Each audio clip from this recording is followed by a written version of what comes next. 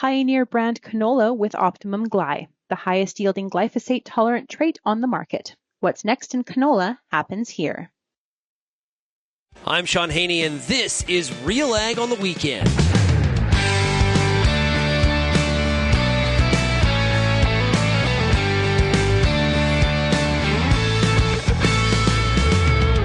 Let's get real and get connected with the week that was in Canadian agriculture. RealAg on the Weekend starts now. Welcome to RealAg on the Weekend here on 650 CQM and 980 CJME. I'm your host, Shaun Haney of RealAgriculture.com. Hope you had yourself a great week, and we got lots to cover here today on the program. We are going to be talking to Scott Shelladay. He is the Cow Guy, as he's better known. He hosts the Cow Guy Close on RFD-TV. We're going to talk markets with him, get a reaction to the Fed cutting 50 points last week, and just get his general commentary. He does a great job. We're also going to talk about the port strike. We've got a port strike at the Port of Vancouver, and it just so happens that Friday we got 72-hour strike notice with the Port of Montreal as well. I talked to some farmers on the RealAg Radio podcast to get their reaction to the port strike in Vancouver, and we'll have some of that audio for you here today. We're also going to hear from Adrianne Good of Sask Ag, talking about top tips for getting full value when feeding salvage crops.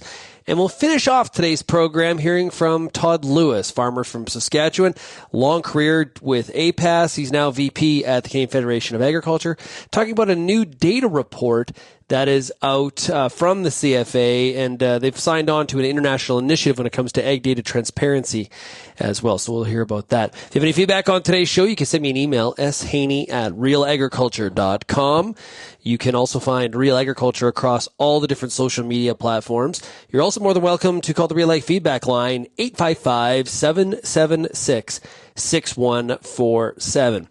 I want to start off today's program by talking a little bit about the markets. And earlier this week, I had a chance to catch up with the Cow Guy, Scott Shelladay, from RFD-TV's Market Day report.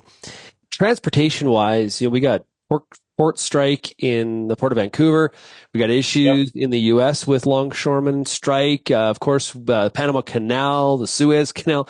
How is the market reacting? Mississippi, actually, good point. How does the market? How has it been reacting, or how should it be reacting, or is it been predictable in terms of how it reacts to some of these transportation issues? No, I don't. Maybe 20 years ago we might have been, but there's so many different inputs now. I mean, no, it's not acting like you'd think it might react. Those are classic supply chain problems, and I would expect to see some moves in prices around the country. But it hasn't really come to fruition. I don't know if it's because we have so much of the new money fund business in the market that doesn't act like things used to act when I was getting in the business in the early 1980s. You used to have a much better roadmap about how things were going to trade. Now it can be hot and dry, and corn can be limit lower because somebody needs to liquidate positions to take some money elsewhere. And this market is not the market my father started trading at Cargill in 1961. So it definitely doesn't act like how I learned the business. But I think that, to back what I said before, everybody's afraid to take their foot off first base right now. There are troubles all over the place. And, you got to throw in there an election. Money flows can't be discounted anymore. That's something that, I talk about it all the time, the psychology of trading and the money flows. It was way easier standing in the middle of a pit. If I was long and I knew the guys around me were long, we were looking for a bullish number. You got a bullish number from the government, but nothing hit the pit as far as more new buying. You can get a bullish number and see the market sell off 5 or 10 cents in corn, right? And that's kind of what we're looking at here. I think that you're getting into the psychology of the trade more than the actual fundamentals, and I think that that's got everybody kind of frozen right now because they're not quite sure what the psychology is. It's a little bit schizophrenic because the election, we just cut rates by 50 basis points, which is a really big deal here. You saw what China did overnight, 2 nights ago or yesterday morning. I think it's got I really do think it's got the trade, especially in the ag world, frozen. It's got actually interest rate world frozen, as well as maybe even a little bit of the equity world frozen. Everybody's frozen right now. Yeah, what's your opinion on what the Fed did? Do you think they acted too late? Are they too aggressive at this point? What's your thought? Well, I've been doing it 38 years, Shaun. I'll tell you this. I think it stinks because there's something going on here. And then I think I was reaffirmed with consumer confidence we got here in the States yesterday, which tanked the lowest in 3 years, and B, what China did. We cut by 50 basis points. Yes, the market gave him a chance to do that, right? But I have to remind everybody, and I love it because I talk on my own show about this all the time. I'm going to talk about it today again at 1 o'clock Central. But we're cutting rates at bigger clips than we thought we were going to, with the equity market at all-time record highs.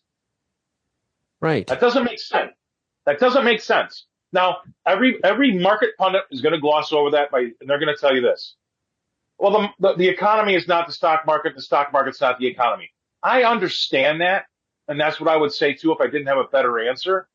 But they're just wanting to forget about all the bad stuff and look at the good stuff and look at how high the equity market is. What it tells me is this: with the consumer confidence coming out as bad as it was, China's bazooka stimulus and saying they need to do more, and us cutting rates at a bigger clip than we thought, something is afoot underneath us. I can't quite put my finger on it, but it stinks. You don't cut rates as aggressively as we did or any other country is with stock markets at all-time record highs. That tells me something. Because if you want to use the argument of, well, the stock market's not the economy. Well, there's been times where the economy's been on its knees. I mean, when the stock market's been on its knees and the economy's been flying high, and they don't use that rationale then. It's only when the stock market's high when they want to really enjoy those things and do the attaboys and high fives. So I think it stinks. I really do. And I think that also is leading people to be frozen right now because the man on the street's trying to put two pieces of bread together for a sandwich while we have the upper 10 or 15, 20% of America celebrating all-time record highs. And I think it also lends the ag world, and a lot of other people out there, mom and pop, to maybe not even trust the stock market because what's going on? If we're having this hard of a time and we've got all-time record highs, they don't like that. You can hear the rest of my conversation with the cow guy, Scott Shelladay, at the Real Agriculture YouTube channel or at RealAgriculture.com. Also, I guess the Real Ag Radio podcast as well from Wednesday's show. One of the things I also asked Scott is, what kind of market is this still? Is it still like a rally and take some risk off the table, or is this one where maybe we just hold our inventory tight and see where it goes and not get too far ahead of ourselves? So you definitely want to check out the rest of that discussion. Let's take a break. And when we come back here on Real Ag on the Weekend, we're going to talk about the strike at the Port of Vancouver and how it's impacting farmers, not only in Western Canada, but out east as well. You're listening to Real Ag on the Weekend here on 650 CKOM and, of course, 980 CJME.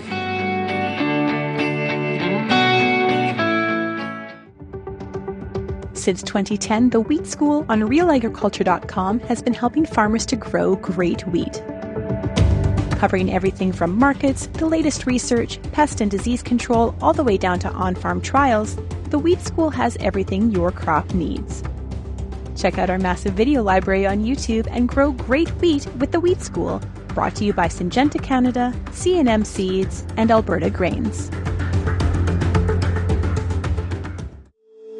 If you're involved in the agriculture industry, it's important to stay informed on all the latest issues affecting your business. At RealAgriculture.com, we offer fast, reliable news, information, and insights to help you keep on top of all of the latest in Canadian agriculture. Visit RealAgriculture.com and sign up for our free daily newsletter covering everything from news, agronomy, animal agriculture, and much more. Visit RealAgriculture.com/subscribe today.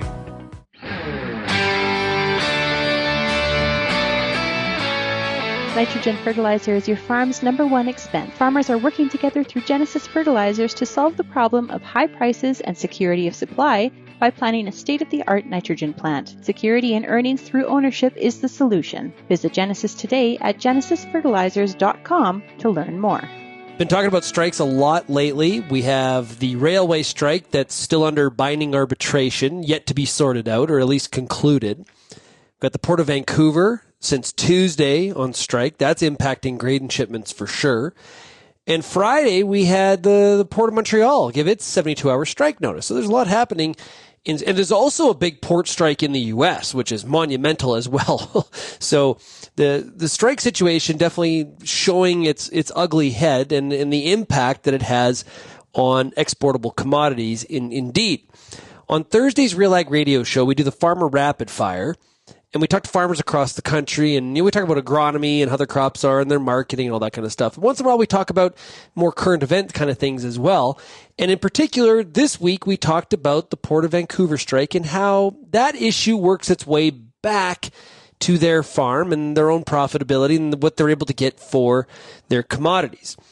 So let's listen in to see what some of the farmers said. So up first, I talked to Lee Markard of Vulcan, Alberta. I mean, it's kind of like say the rail situation 2.0, and obviously from a 40,000 foot view, it seems like it could be certainly a contentious issue, or it is a contentious issue.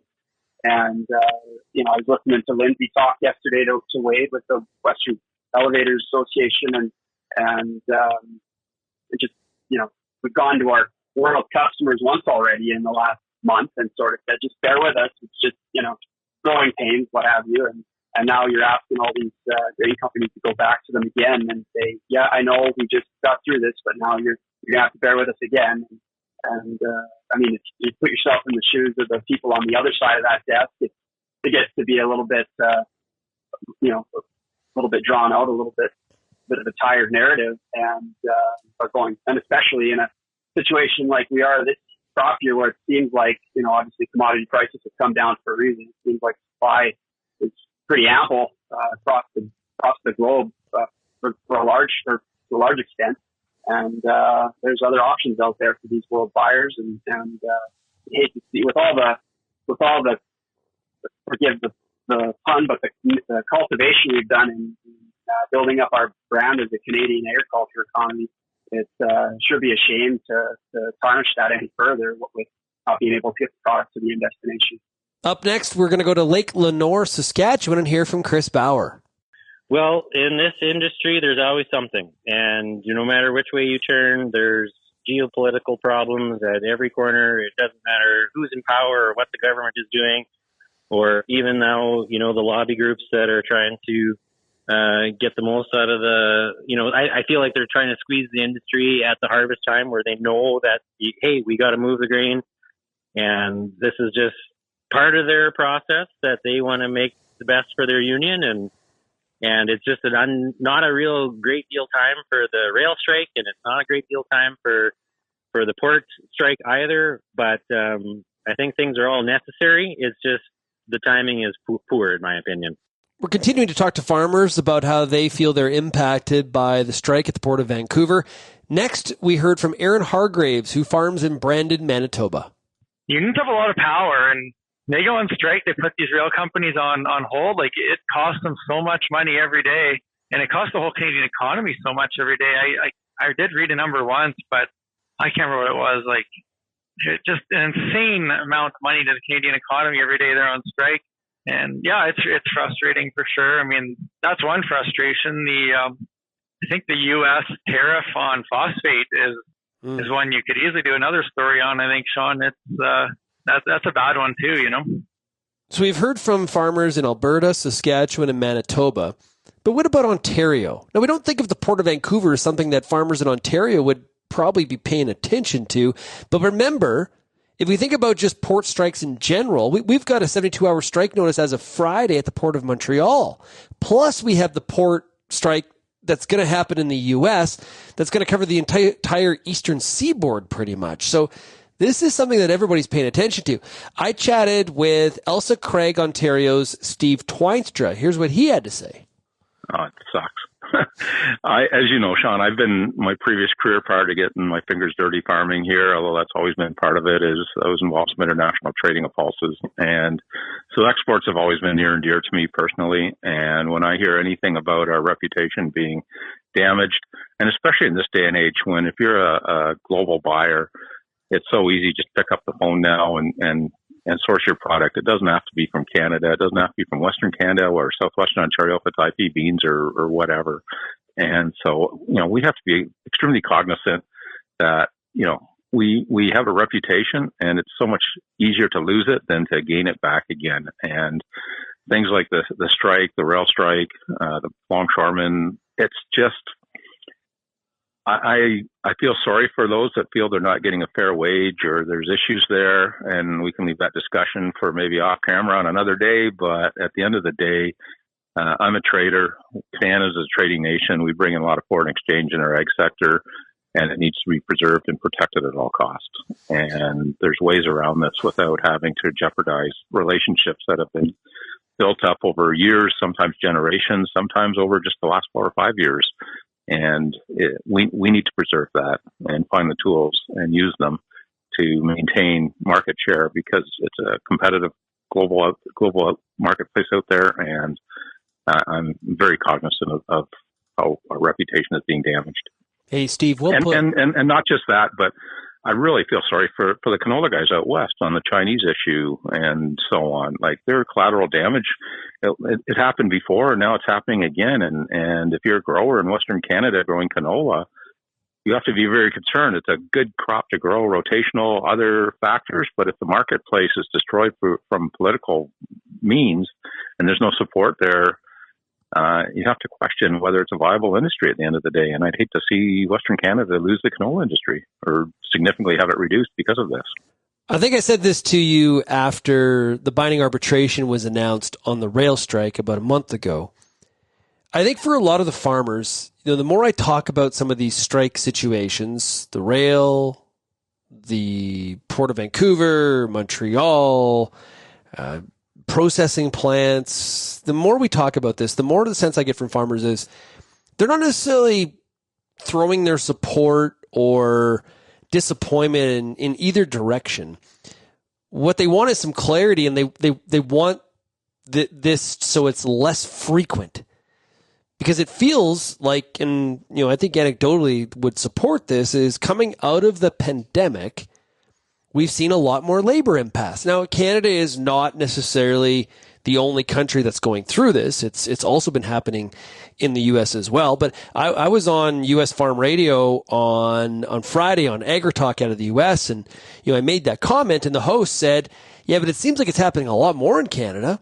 So that's kind of the brand we're being stamped with, and that gets back to how our customers around the world view us. Are we a reliable supplier? We're kind of being branded right now as a place that's not reliable, not because we don't produce quality. That's a whole different issue. We can produce the quality. The issue is, can we actually make it? Can we get it there? Can we make it happen? And that's what's really been in question. So whoever's right, whoever's wrong when it comes to some of these strikes, let's just figure it out and let's get past it. Look at what happened with Air Canada, right? They came to a deal. They figured it out. And there was a pretty substantial raise to the pilots union, but they figured it out. And so that strike really didn't have the impact a lot of people were worried about. So let's hope in this situation with the Port of Vancouver, and if Montreal does go on strike, that they figure it out like quickly, because it's impacting the Canadian brand for exportable commodities. And with Montreal, it's going to impact the consumer a lot more because of all the imports that are coming in from that port as well. With the Port of Vancouver, I think it's branded a little bit more from the standpoint it's impacting exportable commodities, but there's a lot that comes in through the Port of Vancouver as well. Okay, we're going to take a break. And when we come back here on RealAg in the weekend, we're going to dive in to a conversation that Lindsay Smith of Real Agriculture had with Adrianne Good of Sask Ag right after this.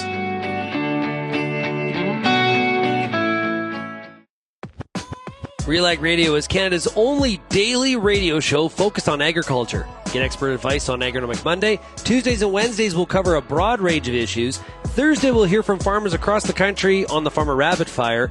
And we'll wrap things up Fridays with the RealAg Issues panel with Kelvin Hefner and Lindsay Smith. Join us Monday through Friday at 4:30 Eastern. And don't forget about the replay at 7 in the morning on Rural Radio 147, Sirius XM. Get all the information you need to keep your pulse crop healthy and profitable with the Pulse School on RealAgriculture.com. The Pulse School is a free YouTube video series covering agronomy, research, and more across a host of different pulse crops. It's also available as an audio podcast wherever you download or stream your favorite podcast.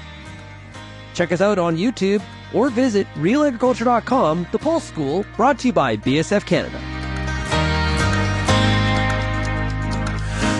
The Canola School on RealAgriculture.com is your one-stop shop for everything a canola grower needs. check out our free video series on YouTube for all the latest in canola agronomy, research, marketing, and more. Don't have time to watch? Download the podcast version of the Canola School on RealAgriculture.com or anywhere you download your podcasts. Stay on top of all things canola with the Canola School on RealAgriculture.com, brought to you by BASF and Invigor Hybrid Canola.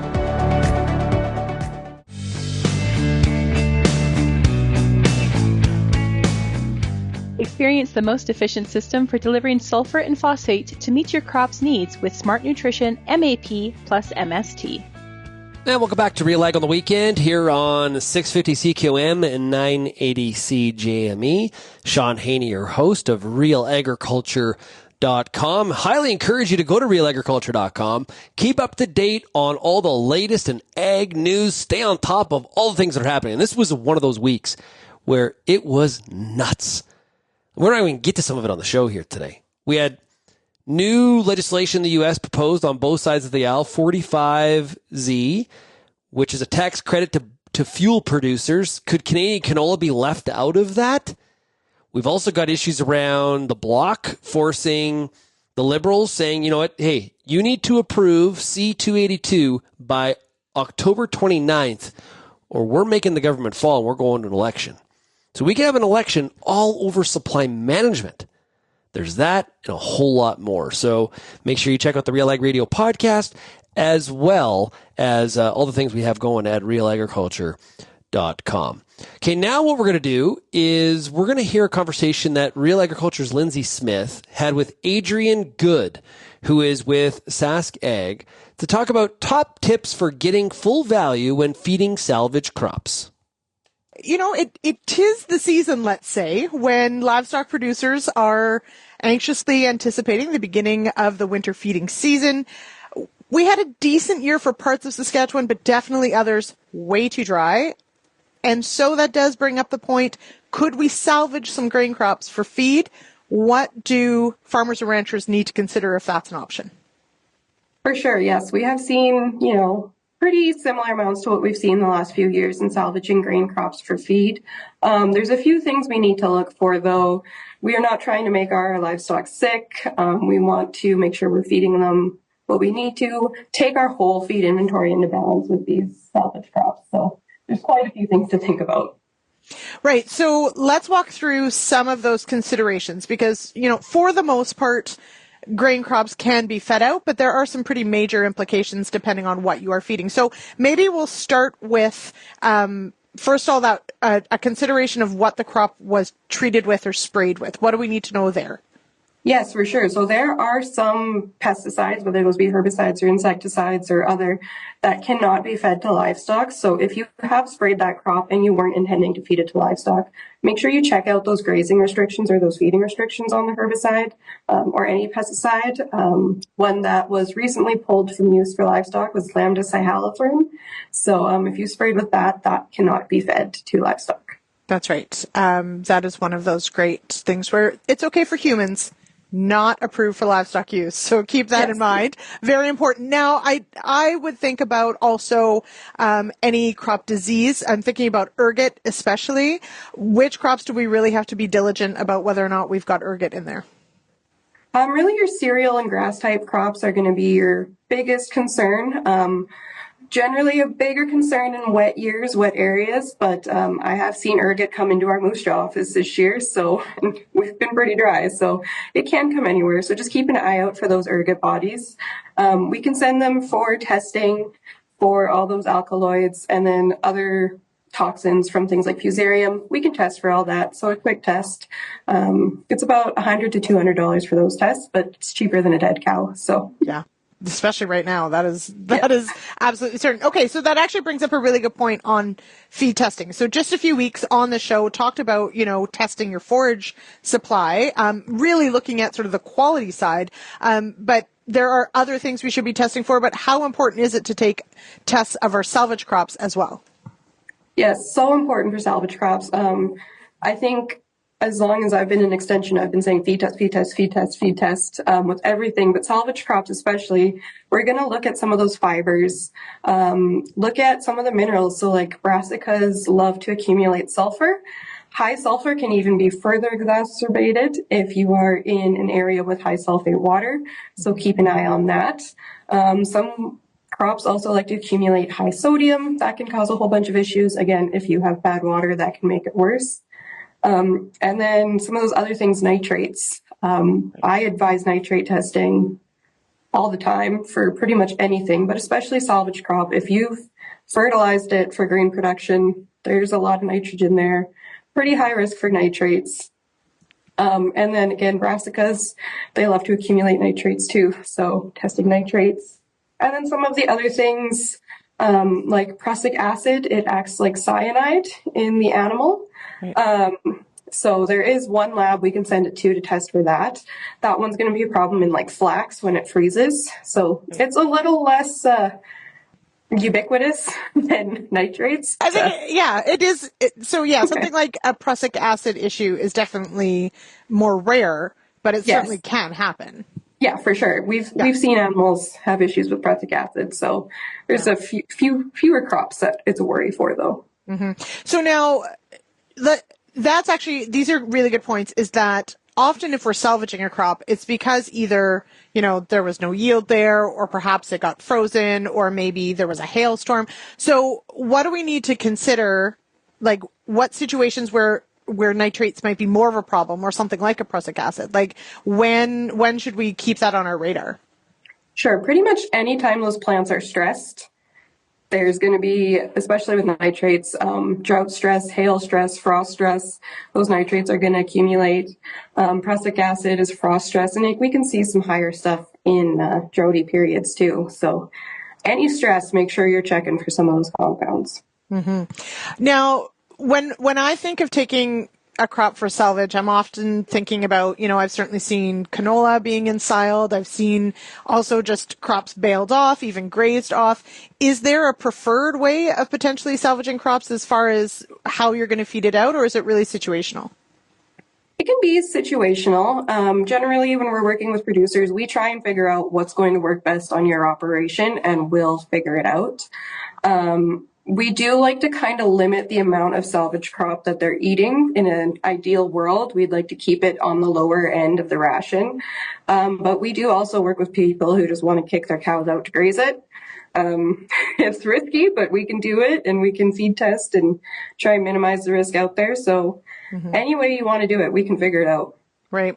So to that end of sitting down and trying to figure out what that ration might look like, is the reason of wanting to keep it lower because of some of these issues with a stressed crop? Is that really what it comes down to?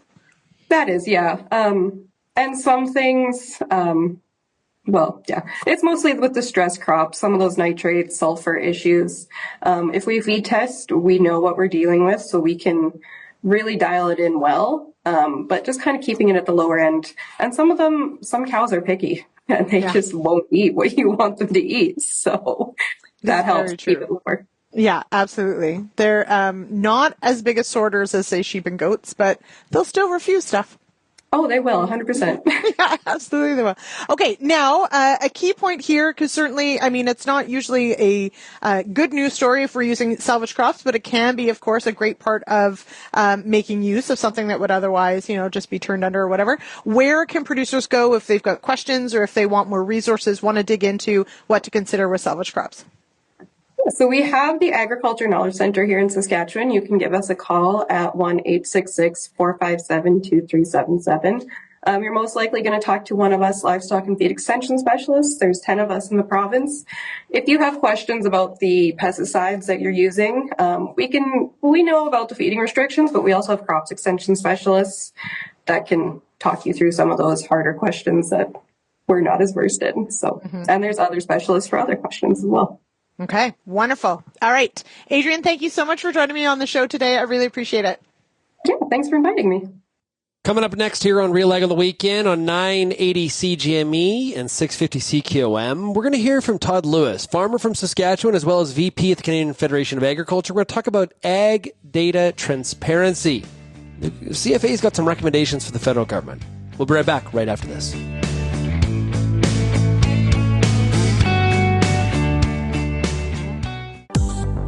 I'm Lindsay Smith from RealAgriculture.com, Join me Monday nights for The Agronomists, a 1-hour live and interactive show broadcast across YouTube, Facebook, and X. Monday nights at 8 p.m. Eastern, I host expert agronomists from all over the country to give you answers to some of the toughest agronomic questions. Join us live or catch the replay Tuesday morning.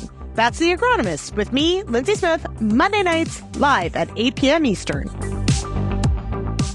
Hi, I'm Bernard Tobin, host of the Soybean School on RealAgriculture.com. Throughout the year, on the Soybean School, we'll bring you timely agronomic video content from planting to harvest, from the latest agronomic research to the latest in production technology. Check out our massive video library on YouTube, RealAgriculture.com, or download the audio podcast versions wherever you get your podcasts. The Soybean School is brought to you by BASF and Syngenta Canada.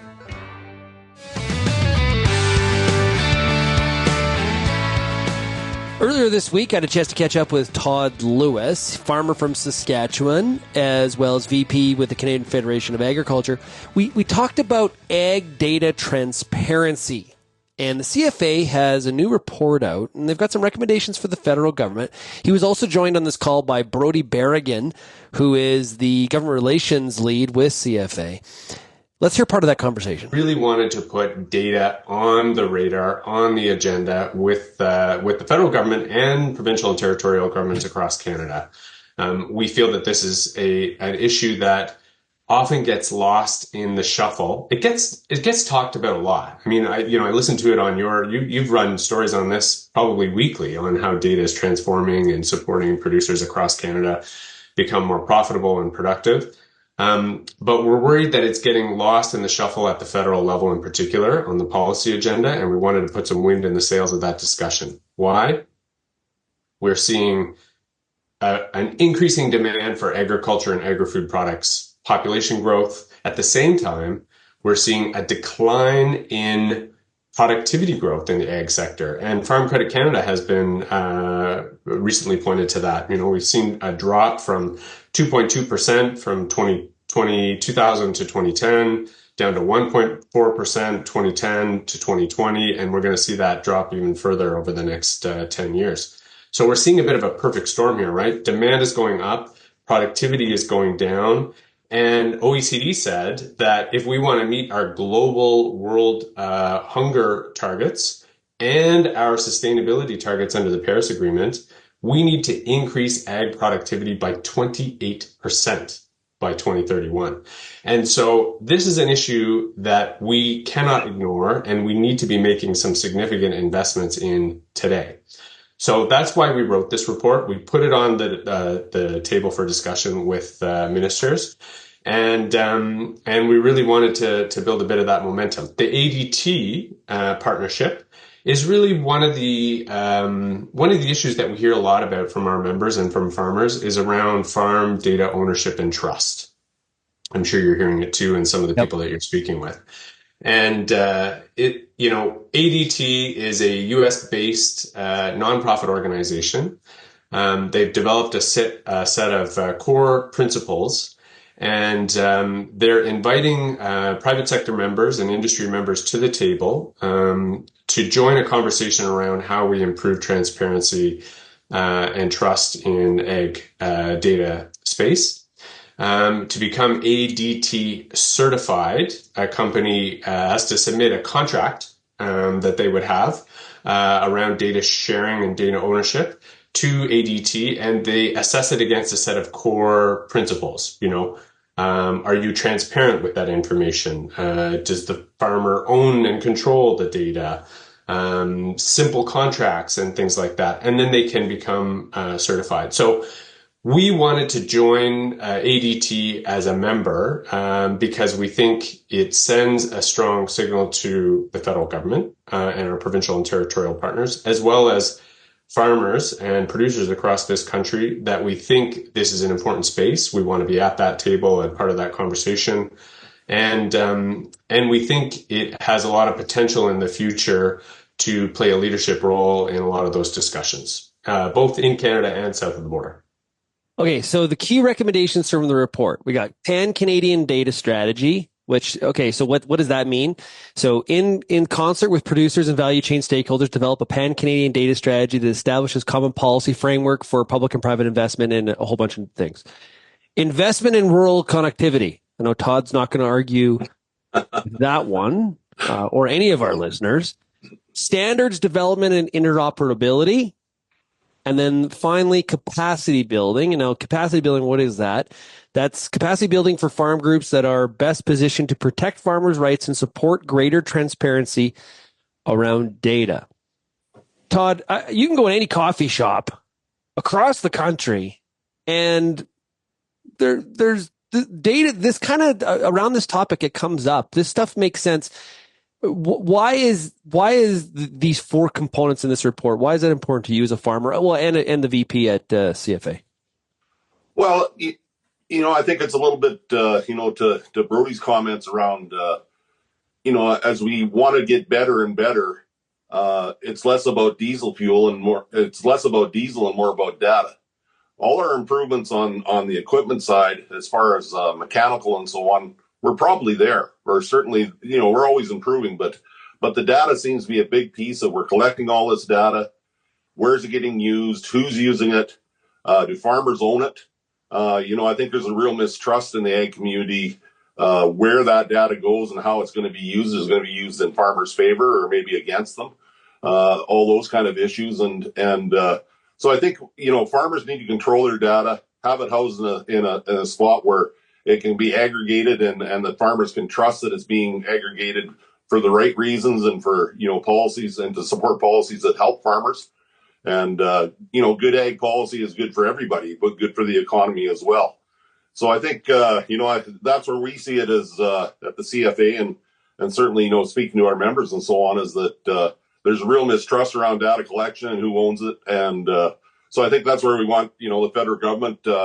It's not all about them holding data. It's about putting regulations and legislation in place that allows be the catalyst to support these programs. And I think that's where, why this is such an important piece. And a lot of this has been around for a long time, but we really haven't seen anything move towards a real movement in this area and on this file because it's all brand new to a lot of people. And meanwhile, farmers are, I think, feeling that they're a little bit left behind sometimes. Okay, all that's fair, guys. But why do we need the government to be the solution here? Isn't some of the ownership and what happens to the data and who can access it and what, where the farmer's ownership is and all those kinds of, isn't that figured out in just user agreements? It can be. Isn't it kind of just contract law? Yes, it can be. But as we know with contract law and you don't want to have, maybe we need some standardization of those contracts. Maybe we need contracts that are easy to understand and that farmers know, there's a regulatory program put in place and that it allows farmers to be able to participate in other programs outside of original equipment manufacturers platform, those kind of things, right? So you're right. It's not all about the government, but at the same time, they play a huge part in the regulation and where this data and how it can be used and where it can be kept. And that's what we're looking for from, especially the federal government, but the provinces have a role to play in that as well. Yeah.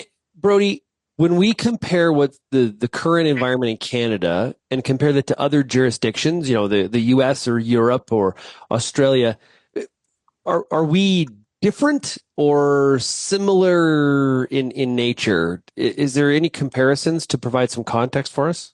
Well, in the research that we did in developing this report, it became pretty clear that some countries like Australia, I'm glad you mentioned Australia, and the US are pretty far out ahead of us on a lot of these issues. They've got federal legislation in place and a suite of programming available to producers to actually support them in putting new technologies on the farm, in the field, to support their connectivity and their data collection and their efficiency objectives. So I would argue that they're much further ahead in many respects than Canada is at this point. Thank you so much for tuning in to RealAg on the weekend here on 650 CQM and 980 CJME. I'm Shaun Haney of Real Agriculture, and we'll chat again next week.